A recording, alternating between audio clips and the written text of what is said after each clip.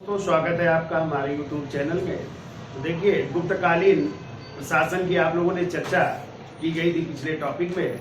आज जो है गुप्त काल के ही जो है साहित्य की चर्चा कर लेते हैं एवं गुप्तकालीन कला की भी चर्चा कर लेंगे, जिसमें मंदिर और आपके जो है गुफाओं की भी चर्चा की जाएगी, साहित्य की भी चर्चा की जाएगी। तो हेडिंग डाल लीजिए गुप्तकालीन साहित्य। तो देखिए, पहला पॉइंट लिखिए, गुप्त काल की राजकीय भाषा क्या थी? संस्कृत थी। देखो, गुप्त काल की राजकीय भाषा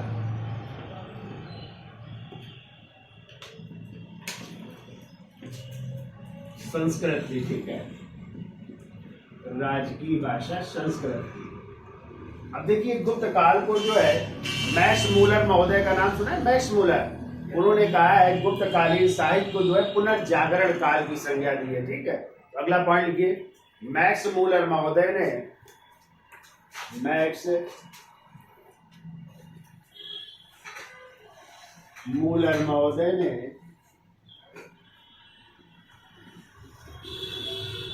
मैक्स मूलर महोदय ने गुप्तकालीन साहित्य को गुप्तकालीन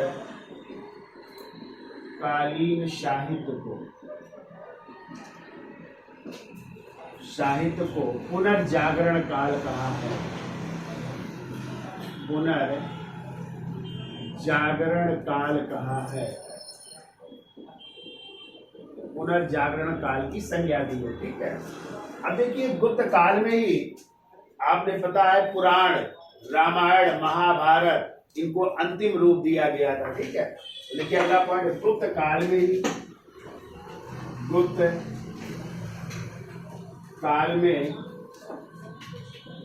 पुराणों का रामायण एवं महाभारत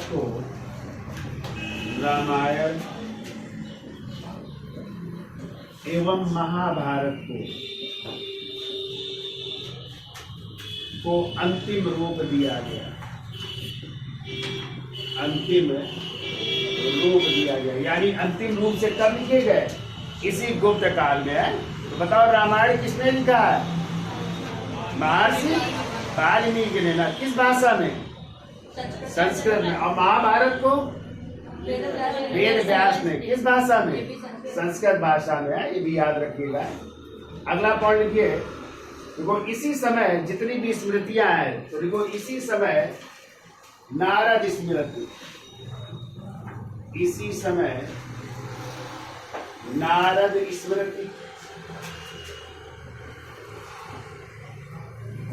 कामा बृहस्पति स्मृति,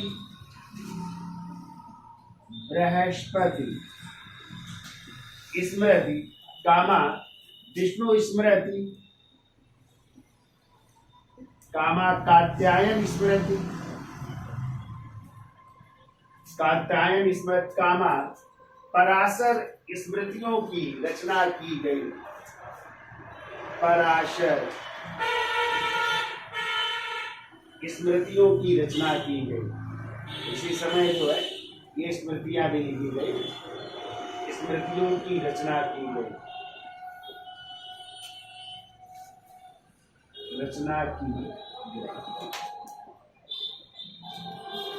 तो देखिए, गुप्त काल की राजकीय भाषा या राष्ट्रीय भाषा संस्कृत थी। मैक्स मूलर महोदय ने गुप्तकालीन साहित्य को पुनर्जागरण काल की संज्ञा दी। गुप्त काल में ही पुराणों, रामायण एवं महाभारत को अंतिम रूप दिया गया। इसी समय नारद स्मृति, बृहस्पति, विष्णु, कात्यायन एवं पराशर स्मृतियों की रचना भी की जा रही थी। ठीक है, अब देखिए, इस समय के जो साहित्यकार थे उनकी हम चर्चा कर लेते हैं। तो पहला नाम लिखिए, कालिदास। कालिदास, आपको पता है चंद्रगुप्त विक्रमादित्य के दरबार के 9 रत्नों में से एक थे ना कालिदास। और इन्हें भारत का क्या कहते हैं? शेक्सपियर कहते हैं। तो देखिए, इन्हें भारत का शेक्सपियर कहा जाता है।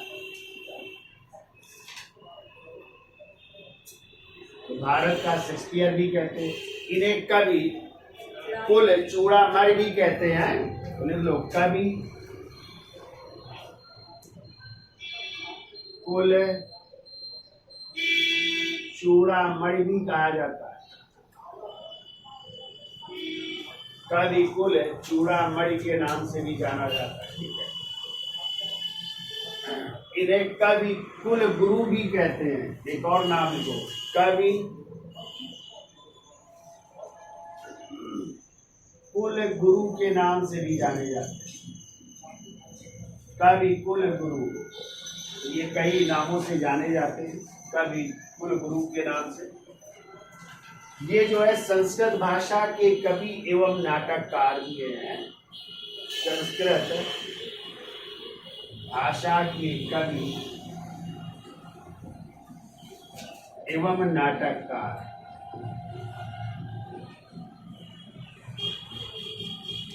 संस्कृत भाषा के कवि एवं नाटककार है। ठीक है, अब इनकी देखो रचनाएं कौन कौन सी हैं।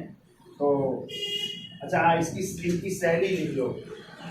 तो वैदर्भी शैली में लिखे हैं इन्होंने, ज्यादातर शैली लिखी वैदर्भी शैली, वैदर्भी शैली में लिखा है। अब इनकी रचनाएं, तो पहली इनकी रचना है, पहली पुस्तक आ जाए वो है ऋतु संहार है। पहला लिखिए ऋतु संहार।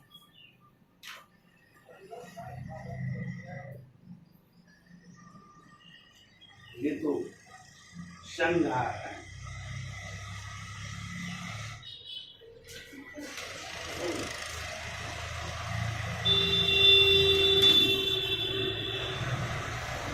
ऋतु संहार लिखिए, पहली रचना इनकी। और ये जो है गीत काव्य एवं खंड काव्य है। पहली रचना आई, पहली रचना, और ये गीत काव्य एवं खंड काव्य है। खंड काव्य है, और इसमें जो है 6 ऋतुओं का वर्णन है। 6 ऋतुओं का वर्णन,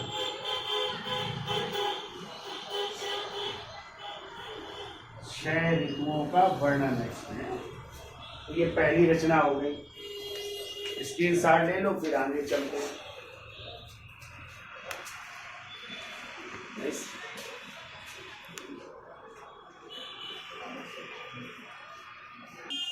दूसरी रचना लिखिए, मालविकाग्नि मित्र। मालविकाग्नि मित्र,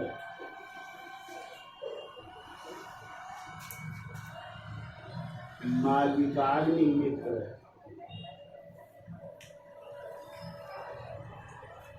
ये देखिए प्रथम नाटक है कालिदास का। तो लिखिए प्रथम नाटक है, प्रथम नाटक। और इसमें मालविका और अग्निमित्र, शुंग वंश के राजा थे ना अग्निमित्र, उनकी प्रणय कथा का उल्लेख है। लिख लो, मालविका, मालविका व अग्निमित्र,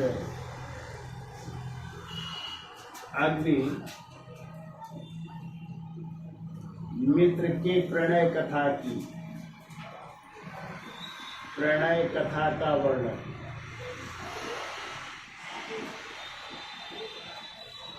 यानी इनके प्रेम प्रसंग का वर्णन किया गया है। ठीक है, तीसरी रचना लिखिए विक्रमो वर्षीयम। विक्रमो वर्षीयम,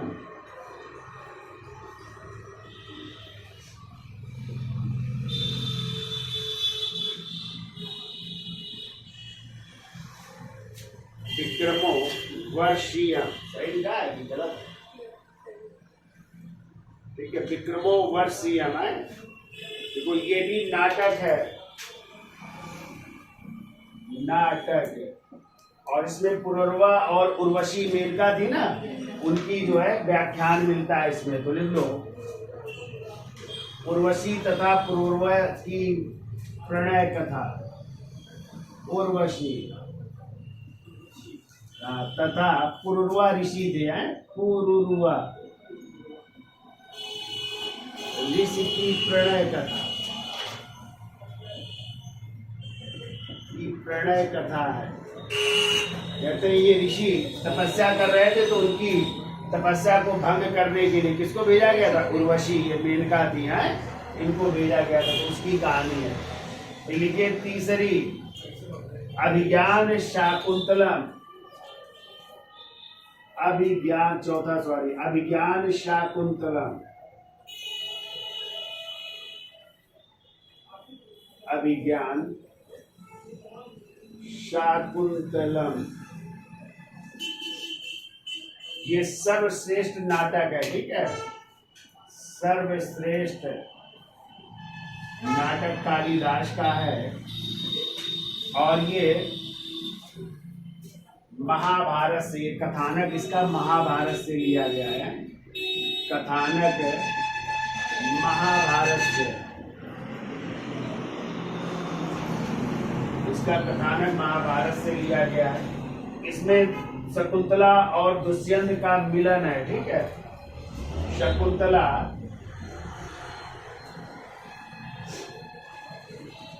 एवं दुष्यंत का मिलन, दुष्यंत का मिलन का वर्णन है। इसके अलावा इसमें देवासुर संग्राम का भी उल्लेख है, तो देवासुर संग्राम भी है इसमें, देवासुर संग्राम का भी उल्लेख है, इसकी भी कहानी मिलती है, ठीक है। और इसका अंग्रेजी अनुवाद किया था सर विलियम जोन्स ने, है, तो लिख लीजिएगा, अंग्रेजी अनुवाद, अंग्रेजी अनुवाद नीचे हमने पढ़ाया था। सर विलियम जोन्स ने एशियाटिक सोसाइटी ऑफ बंगाल की स्थापना की थी 1784 में, तो उसी संस्था द्वारा पहली किताब थी जिसका भगवत गीता का अंग्रेजी अनुवाद चार्ल्स विल्किंस ने किया था, और दूसरी ये अज्ञात शाकुंतलम का स्वयं किसने? सर विलियम जोन्स ने किया था। तो सर विलियम जोन्स ने 1789 में है, सर विलियम जोन्स ने इसका अंग्रेजी में अनुवाद किया था, ठीक है। मेरे को कवि गेटे ने इसकी प्रशंसा की है, जर्मन कवि है गेटे, जर्मन कवि गेटे ने, जर्मन कवि गेटे ने इसकी प्रशंसा की है, इसकी प्रशंसा की है। अगली रचना लिखिए रघुवंश,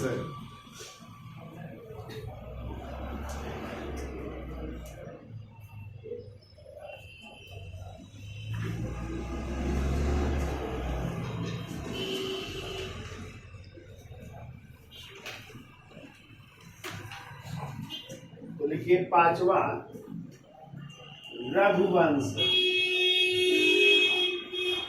और रघुवंश आपका ये महाकाव्य है, महाकाव्य, और इसमें जो है राम के पूर्वजों का वर्णन है। इक्ष्वाकु वंश के थे ना, तो देखो 40 इक्ष्वाकु वंश के राजाओं का उल्लेख है, 40 इक्ष्वाकु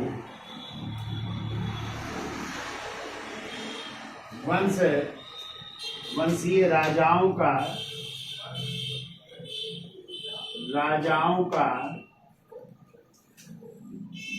वर्णन है, राजाओं का वर्णन, या कह सकते हैं राम के पूर्वजों का वर्णन है, राम के या भगवान राम के, श्री राम के ये पूर्वजों का वर्णन, पूर्वजों का वर्णन है, ठीक है। और इसमें जो है 19 सर्ग हैं, कितने सर्ग है तो लिख लो, इसमें 19 सर्ग भी हैं, खंड है कह सकते हैं, ठीक है। रघुवंश के बाद आएंगे मेघदूत, अगली रचना लिखिए मेघदूत। और मेघदूत आपका जो है गीत काव्य एवं खंड काव्य है। ये भी गीत काव्य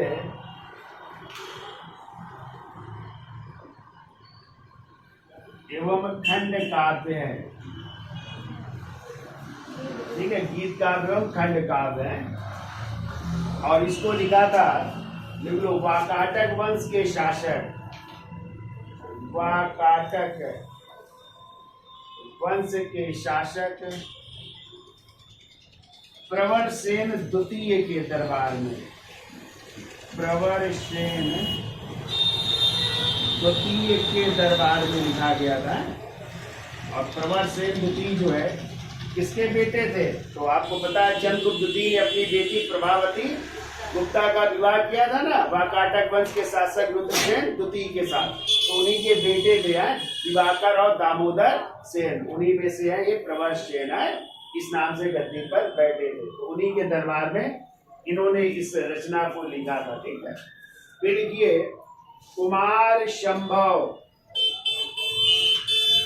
तो इसमें जो है मेघदूत में जो है कहते हैं एक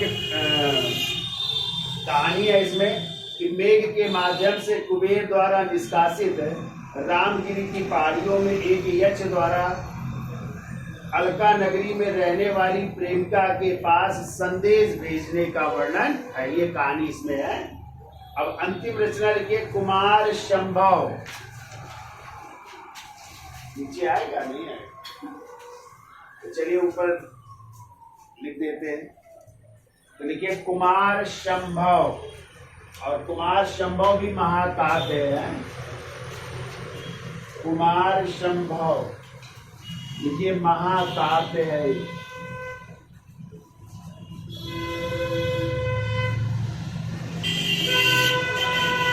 कुमार संभव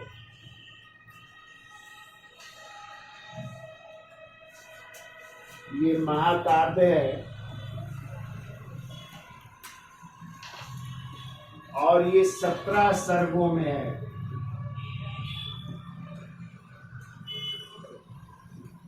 17 सर्गों में है। और इसमें शिव के पुत्र कार्तिकेय के जन्म का वर्णन है। शिव के पुत्र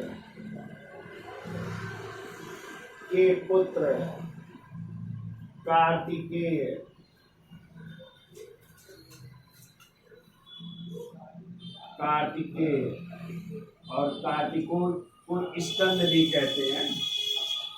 स्कंद के जन्म का वर्णन, जन्म का वर्णन। तो ये जो है कालिदास की रचनाएं हैं, जो कि गीत काव्य है, कोई नाटक है, कोई महाकाव्य है। ठीक है, तो ये आप लोग रचनाएं याद रखिएगा और किसका वर्णन है ये भी याद रखिएगा। सबसे नाटक पूछा जाए अज्ञान शाकुंतला में। चलिए अब अगली रचनाएं देख लेते हैं। तो लिखिए अगली रचना लिखिए शूद्रक की। लिखिए शूद्रक।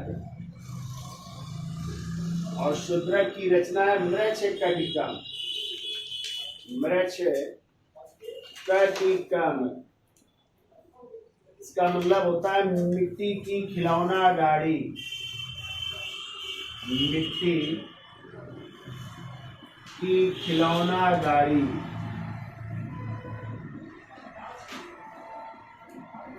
मिट्टी की खिलौना गाड़ी है। तो लिखिए अगली रचना विशाख दत्त की। विशाख दत्त की रचना। हमने दो इनकी किताबें बताई। एक तो है मुद्रा राक्षस, मुद्रा राक्षस, और दूसरी याद रखिएगा देवी चंद्रगुप्तम। देवी चंद्र गुप्तम, ये गुप्त वंश की जानकारी और इसमें मौर्य वंश की जानकारी मिलती है। ठीक है, फिर को अमर सिंह की। अमर सिंह, और अमर सिंह की पुस्तक है अमर कोश। एक तो याद रखिएगा और दूसरी याद रखिएगा नाम लिंगानुशासन है, नाम लिंगानुशासन।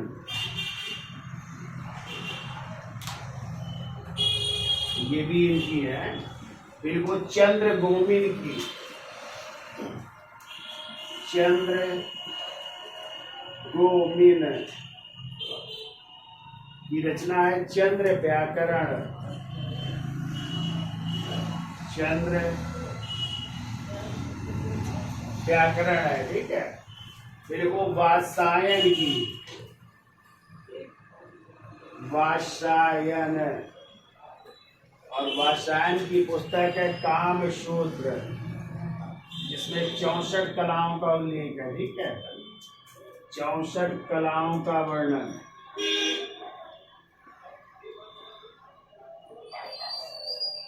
64 कलाओं का वर्णन है, ठीक है। फिर वो कामंदक की, कामंदक, और कामंदक की पुस्तक है नीतिसार, नीतिसार। फिर वो भारवी की पुस्तक, भारवी, और भारवी की पुस्तक है किरातार्जुनीयम, किरातार्जुनीयम,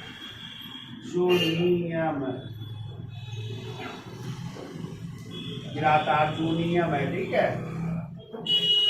फिर ऊपर लिख देते हैं, देखिए विष्णु शर्मा की, और विष्णु शर्मा की पुस्तक है पंचतंत्र, देखिए विष्णु शर्मा, विष्णु शर्मा, और विष्णु शर्मा की पुस्तक है पंचतंत्र। कहते हैं ये ऐसी पुस्तक है जिसका सर्वाधिक भाषाओं में अनुवाद हुआ है, ठीक है, सबसे ज्यादा अनुवादित होने वाली ये पुस्तक है, ठीक है। फिर को भवभूत की, भवभूति,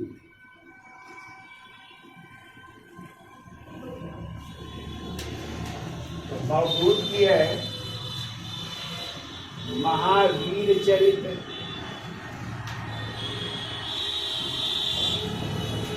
उत्तर रामचरित्र,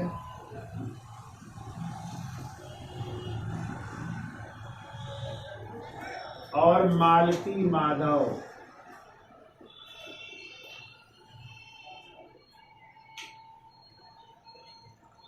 ठीक है। महावीर चरित्र, उत्तर रामचरित्र और मालती माधव, ठीक है।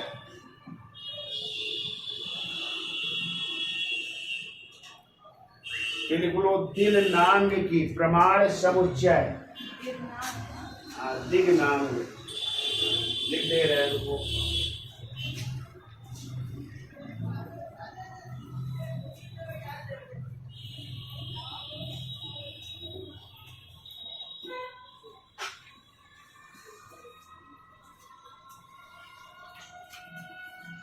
ये दिग नांग,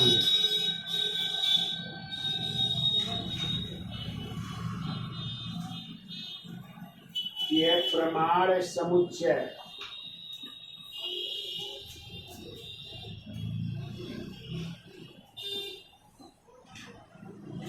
प्रमाण समुच्चय है। फिर को भट्टी की, भट्टी, और भट्टी की रचना है रावण वध, रावण वध। फिर को दंडी की, दंडी की पुस्तक 10 कुमार चरित्र, 10 कुमार चरित्र, और दूसरी एक काव्य दर्शन है, काव्य दर्शन या काव्य दर्शन। ये 2 रचनाएं हैं किसकी, दंडी की है। तो ये तो हो गई साहित्य की बातें हो गई, ठीक है। अब हेडिंग डाल दीजिए साइंस टेक्नोलॉजी यानी विज्ञान एवं प्रौद्योगिकी, हेडिंग डाल दीजिए विज्ञान एवं प्रौद्योगिकी है। क्या क्या विकास हुआ विज्ञान के क्षेत्र में, विज्ञान एवं प्रौद्योगिकी। कई विद्वान जो है गुप्त काल में हुए, ठीक है। पहला नाम लिखिए आर्यभट्ट का नाम सुना है? तो लिखिए आर्यभट्ट। और आर्यभट्ट आपके गणितज्ञ भी थे, और क्या थे? नक्षत्र वैज्ञानिक भी थे, खगोल शास्त्री भी थे। तो लिखो गणितज्ञ, गणितज्ञ, नक्षत्र वैज्ञानिक,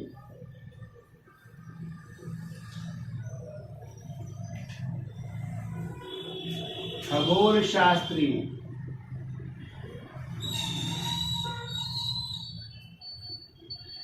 और ज्योतिषी भी थे। ज्योतिषी।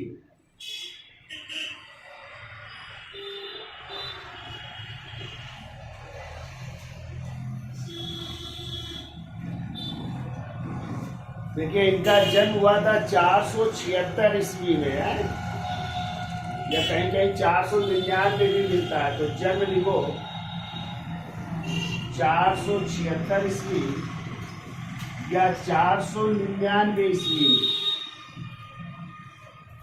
स्थान लिख दीजिए कहाँ पे हुआ था। तो कुसुमपुर पटना में, कुसुमपुर पटना में इनका जन्म हुआ था। कुसुमपुर पटना में इनका जन्म हुआ था, ठीक है। तो इन्होंने किसका किसका देखो विकास किया। तो देखो नंबर 1 दशमलव पद्धति का विकास किया, दशमलव पद्धति का विकास, दशमलव पद्धति का विकास। दूसरा लिखिए इन्होंने पाई का मान भी बताया, कितना? 3.1416 है, 3.1416 ये पाई का मान भी इन्होंने बताया, ठीक है। और वर्ष की लंबाई भी इन्होंने बताई, ठीक है। तो लिख लो वर्ष की लंबाई, वर्ष की लंबाई वही 365 दिन है, 365.3586, 365.3586 805 दिन बताया, ठीक है। 805 दिन बताया कि एक वर्ष में जो है कितने दिन होते हैं? 365, ठीक है। और लीप ईयर है तो 366 हो जाएंगे, ठीक है। तो ये भी जानकारी जो है किसने दी थी? आर्यभट्ट ने, ठीक है। बिल्कुल इन्होंने ही साइन या जय का खगोल में प्रयोग किया। इन्होंने यहाँ पे लिख लेते हैं साइन, और साइन को ज्या भी कहते हैं, ज्या का प्रयोग खगोल में किया। तो साइन या ज्या का प्रयोग भी खगोल में कर रहे हैं, ठीक है। इन्होंने ही बताया था कि पृथ्वी गोल है, पृथ्वी गोल है, ठीक है। और अपनी धुरी पर क्या होती है? घूमती है। और अपनी धुरी पर घूमती है, अपनी धुरी पर घूमती है। और इसकी छाया चंद्रमा में पड़ने के कारण, और इसकी छाया चंद्रमा में पड़ने के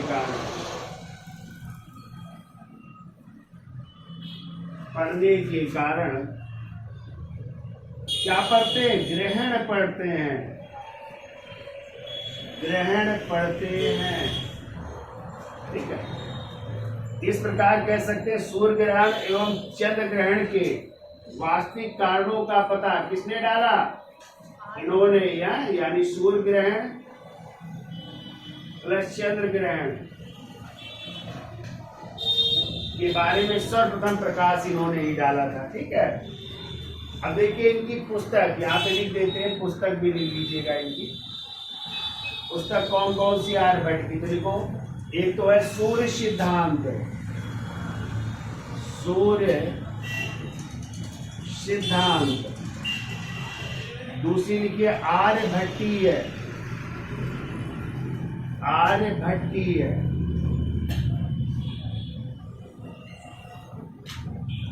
दूसरी किताब है आर्यभट्टीय। तीसरी लिख लो 10 गीतिका,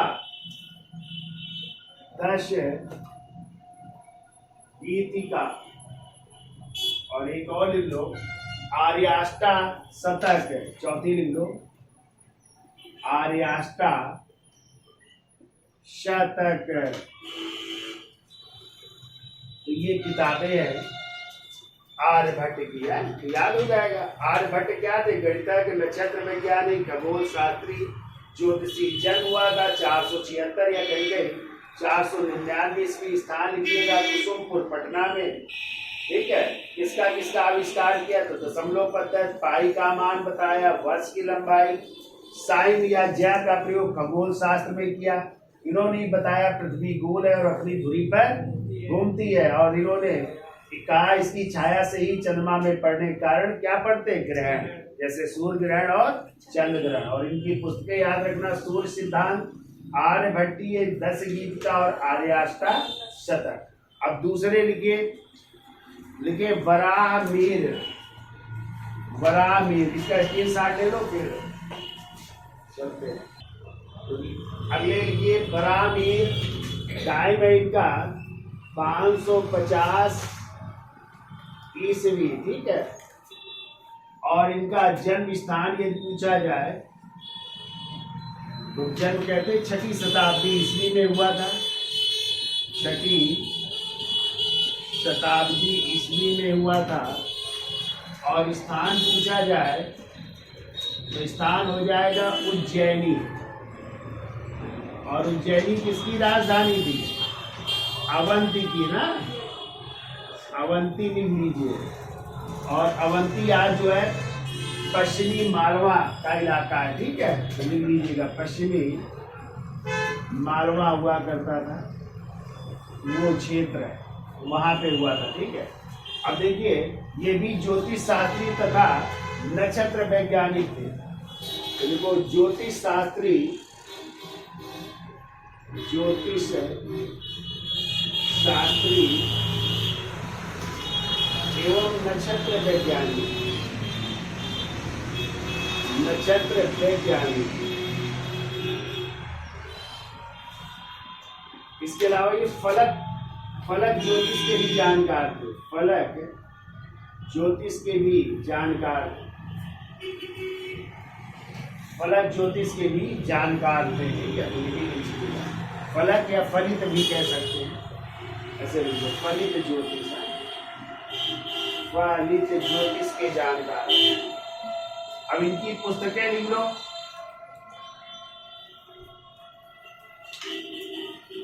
पुस्तकें लिखिए।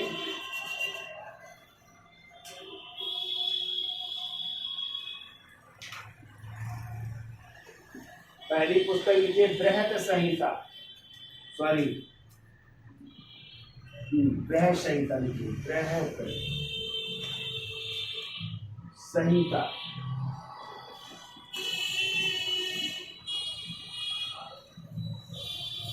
दूसरी लिखिए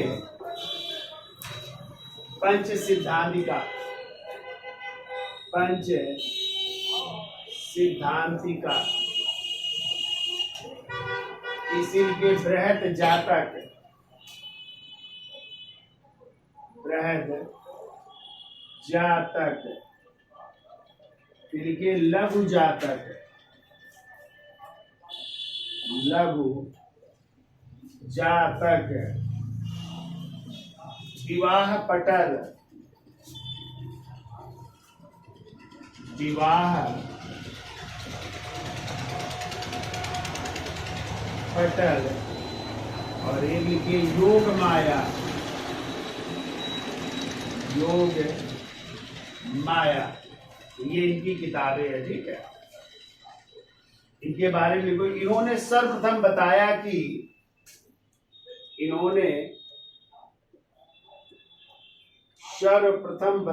कि बताया कि चंद्रमा पृथ्वी के चारों ओर, चंद्रमा पृथ्वी के चारों ओर,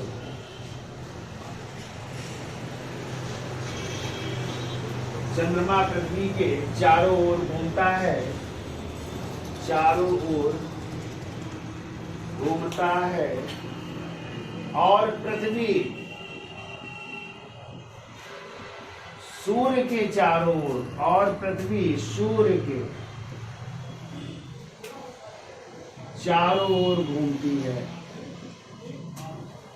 चारों ओर घूमती है।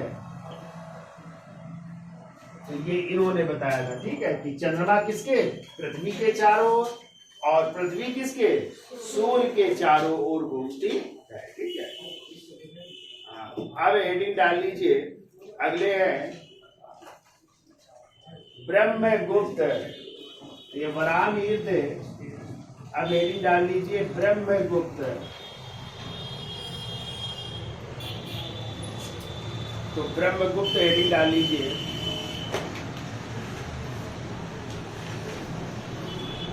ठीक है, ये भी जो है नक्षत्र वैज्ञानिक एवं गणितज्ञ थे, लिख लो, नक्षत्र वैज्ञानिक एवं गणितज्ञ,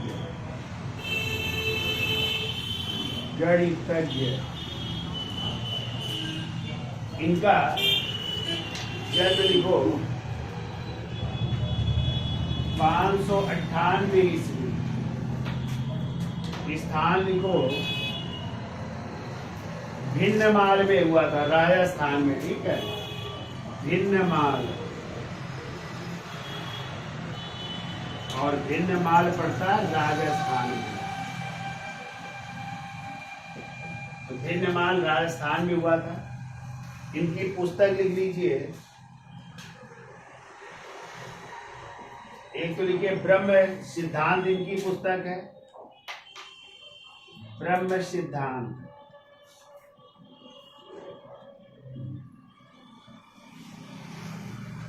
दूसरी इनकी पुस्तक लिखिए खंडन खाद्य,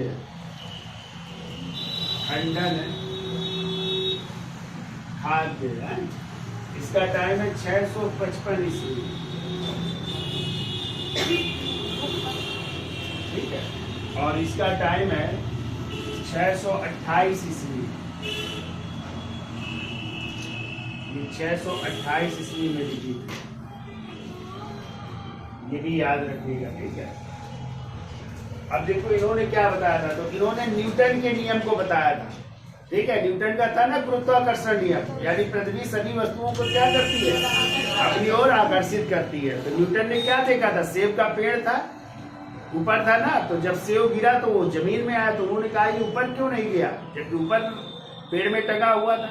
उन्होंने जानकारी दी थी, और उससे पहले जानकारी किसने दे दी थी, ब्रह्मगुप्त ने, कि पृथ्वी सभी वस्तुओं को अपनी ओर आकर्षित करती है, क्योंकि पृथ्वी में कौन सा बल है, गुरुत्वाकर्षण बल। तो लिखो, इन्होंने न्यूटन के सिद्धांत को बताया, इन्होंने न्यूटन के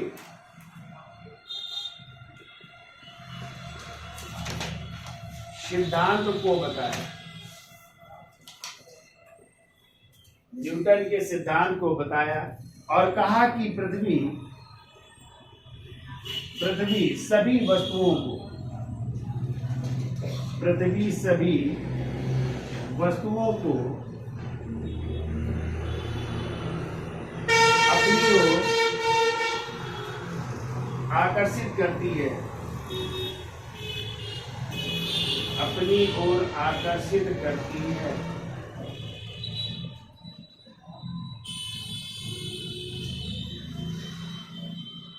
फिर देखो, अरब में ज्योतिष के प्रसार का श्रेय, अरब देशों में है, अरब में ज्योतिष के प्रसार का श्रेय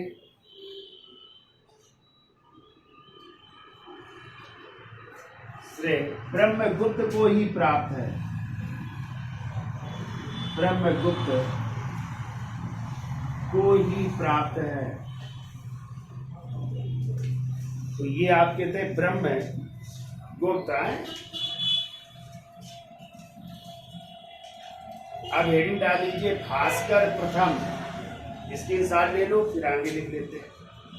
भास्कर प्रथम, इनका जन्म हुआ था 600 ईस्वी में। तो जन्म लिखिए 600 ईस्वी में हुआ था। कहाँ पे? तो लिख लो, अस्मक और सौराष्ट्र से संबंध था इनका। अस्मक एवं सौराष्ट्र से संबंध।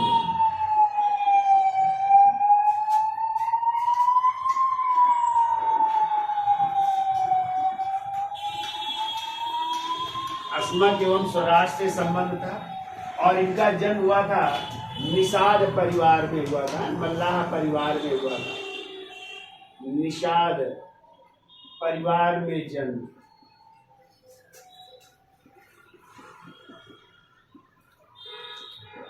निषाद परिवार में इनका जन्म हुआ था। पुस्तकें लिख लो, इनकी कौन कौन सी पुस्तकें हैं। पुस्तकों में लिखिए, पहली पुस्तक लिखिए महाभास्कर्य।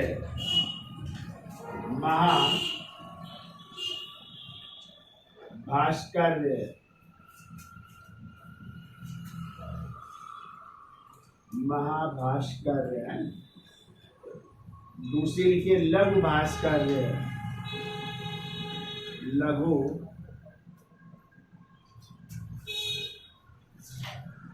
भास्कर्य। फिर कोई एक है भाष्य, भाष्य, और एक है अस्मक तंत्र, अस्मक तंत्र। तो ये इनकी पुस्तकें है, ठीक है। अब इन्होंने क्या बताया था? तो लिखे, भास्कर ने बताया कि भास्कर ने बताया कि शून्य में,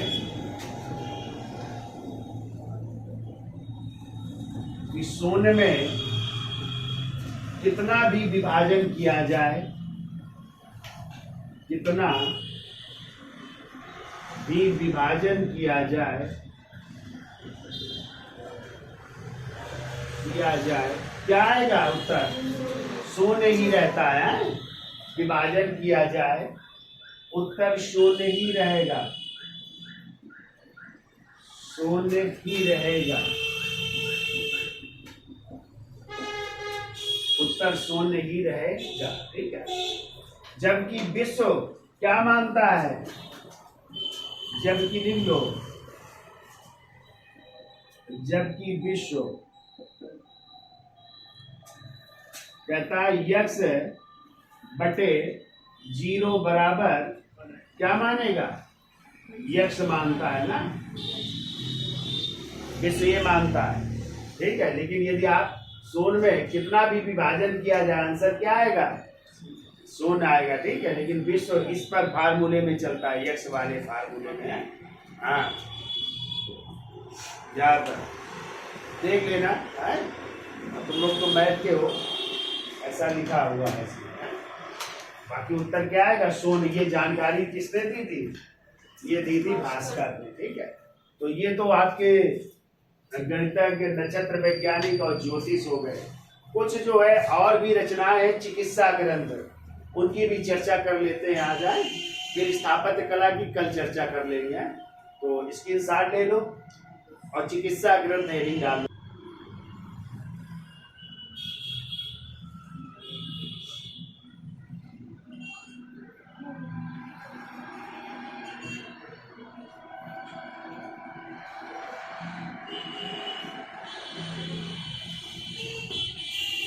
चलो ऑन करो। तो देखिए चिकित्सा ग्रंथ हेडिंग डाल लीजिए। पहले लिखिए वैद्य वाग भट्ट, ठीक है, ये 6वीं शताब्दी ईस्वी में हुए हैं।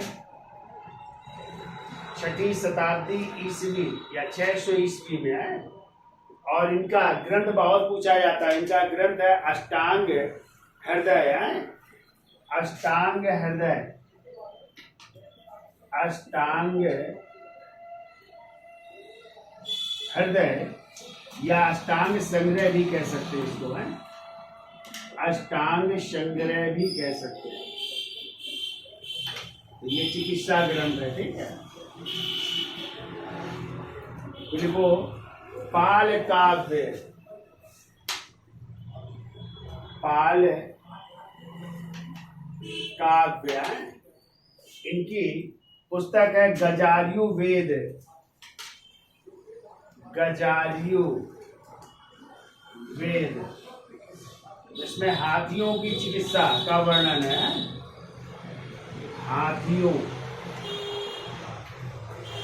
की चिकित्सा का वर्णन।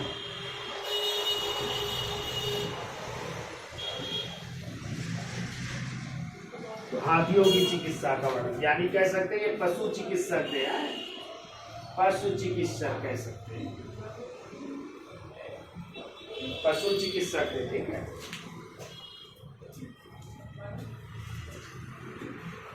फिर लिख लो धन्वंतरी। तो धन्वंतरी किसके दरबार में थे? चंद्रगुप्त द्वितीय विक्रमादित्य के नवरत्नों में से एक थे ना। तो वह आयुर्वेद के क्या थे? हाँ, आयुर्वेद के चिकित्सक थे ना। तो लिखो धन्वंतरी, धन्वंतरी, लिख लो आयुर्वेद के चिकित्सक के चिकित्सक।